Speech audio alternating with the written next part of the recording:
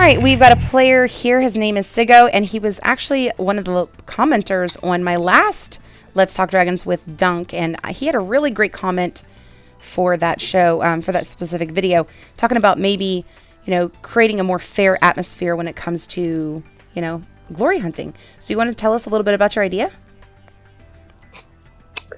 Oh, absolutely. The comment I had was basically setting restrictions, like either on a particular no man, and that'll kind of help keep larger players, higher level players from bullying a lot of the lower level, because they just kind of swoop in, they take all your troops, and you really don't get that much glory from it. And it makes it very difficult to grow in the game, and it discourages a lot of low level players to even continue to play.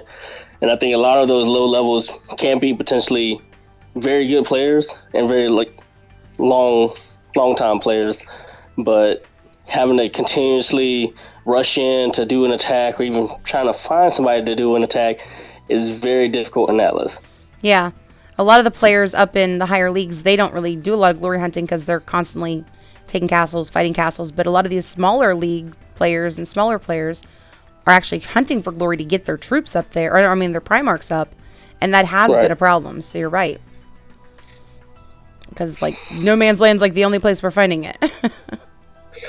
Yeah, so the base for it is already there.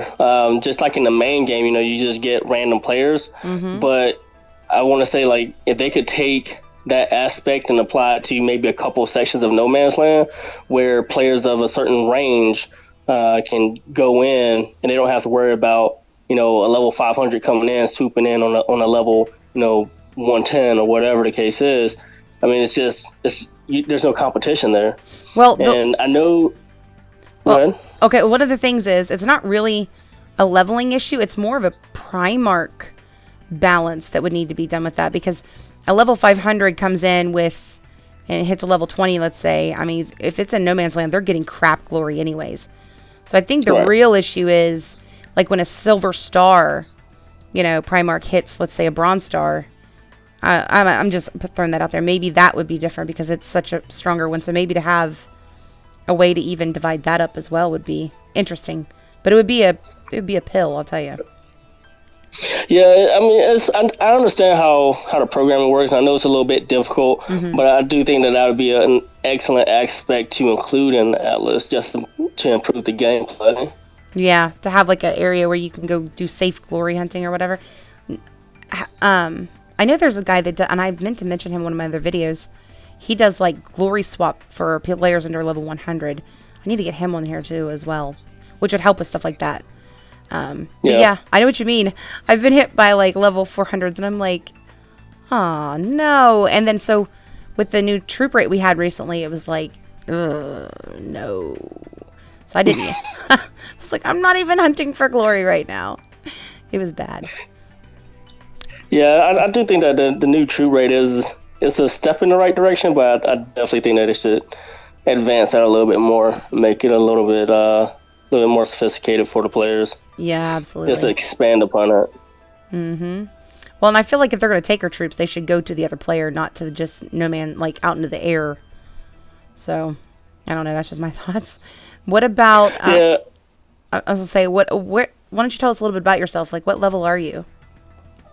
Right now I'm level 104. Okay. Probably been playing about 9 months or so. Oh. It hasn't even been a year yet, so And so you're one of those that's getting new into the game and into Atlas all at the same time. Wow. So yeah. Well, that's a great player to have on for the show, because it's one thing to hear a diamond player or a sapphire player that's been in here for a while talking about the issues, but what is facing the smallest of players that are just now coming in or have only been in since I've been in, which is the first platinum release. So I really appreciate you coming in or willing to do this with me. Oh, no, I really appreciate it. Yeah, definitely a little bit of protection for the lower players, I would say. Definitely a must-have. So is there anything in Atlas else that you have that you feel that you struggle with at your level or somebody lower than you? Not particularly. Most people that I talk to, they kind of have a hard time grasping Atlas just because there's so much, and that really just kind of goes into just reading, going through the tutorial, and continues to play and test things out and see how it goes. Yeah, I think it'd be really neat. You know how like whenever we get a dragon, there's always that little video where you can see what's going on. I think that in Atlas they need that, like where you click in the castle and it gives you information on something. You can watch a little tutorial or whatever. For the newer players, that would be fabulous. Yeah, especially when they have the initial one they have now. Even going through that, I found it a little. I didn't find it very helpful.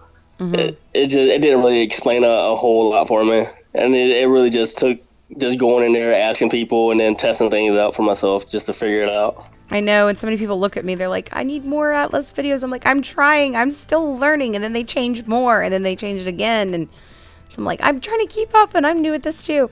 But if I could clear up anything for you and your team on a video, for example, or we could find somebody else to do that for you, what would you like to see cleared up the most, like the most answers on? The glory swapping is the biggest thing, because without choosing without glory, you're just kind of dead in the water with Atlas. Right, got you. So a lot of people, I get like some messages and somebody has done the math like themselves. Mm-hmm. I think that would help out if they actually put that in there. Like when you come across another Primarch, or you're looking to go at another Primarch, probably something along the lines of how much troops you should have to get your max amount of glory, something to assist with that. Because I know right now, like a lot of people, they're just throwing a ton of troops in there, and they don't necessarily need to in order to get their max glory. Right. Or maybe they just need just enough to get to the next tier in the prizes. But I think that would definitely help out. Okay, cool. I could do another video on that. And in fact, I'll actually share a link in this video because that's a good point for, it's called, I can't think of the name of it, but it's a War Dragons website that War Dragons runs. It actually gives you all the breakdowns on things in War Dragons, including what we're talking about. It's called the Mechanics of Glory Mechanics. So I'll be sure to share that in the link so you can always direct somebody here and everybody else will know where to find it. Awesome. So outside of Atlas, why is it you play War Dragons? It was really just kind of a one-off. I was just kind of searching through the apps and I saw it and I was like, okay, well, let me give this a try. But once I actually got in there, just the interaction between a live person, just the chats, being able to talk with people about whatever dragon that you want to do or strategies, just the camaraderie that you have with your team and just talking with people. The community is great. Even though people war and you hit somebody's base, they hit you back, and you kind of do that little back and forth for a little bit, but at the end of the day, you have that league chat, and it's, oh, hey, man, that was a good war. Really appreciate it. So yeah, it's really just the community, just the interactions between players. I know, it is awesome. So what about the season? Are you excited about the new season? I am. I'm pretty sure we're going to go ahead and go for Gunner. I'm waiting for a couple videos to come out, but I know some people have been putting in the chats that he's a great dragon already. Really? That's cool. I'm still not for sure what I'm going to do yet. So, I mean, and usually I know. All right. So anyways, I don't know where I'm going to go with that yet on the whole season, but you're really looking forward to Gunner. So, I am. The hunters are great. It gives you just all the control for, where you're shooting your shots at. It's a high amount of damage output, and the ability to just dodge is great for those guys. So the level of control you have with them versus the warriors, which are great health, but they're super slow.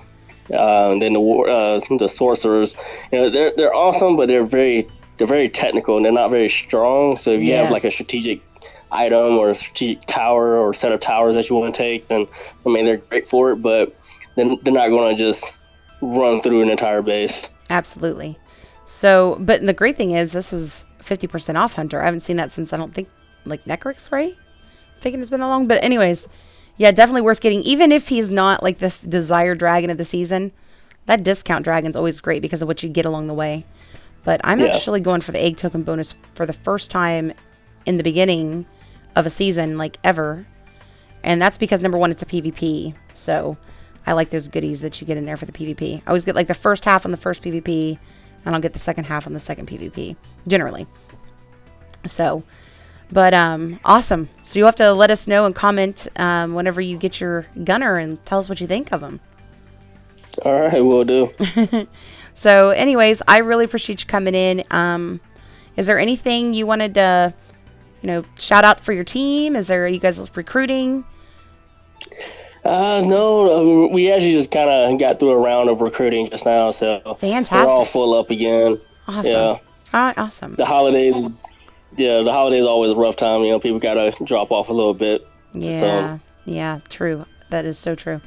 And it's so weird because you don't think about the holidays being a situation until it's your holidays, but then there's players that come from other countries and, they've got holidays we don't think about. So yep. It can definitely be an advantage or a disadvantage per area. So anyways, again, thank you. And I really appreciate your comment. And hopefully, maybe War Dragons will listen to this video and be like, that sounds like a pretty decent idea. Maybe we can come up with something for that. I mean, that's the best we can hope for, right?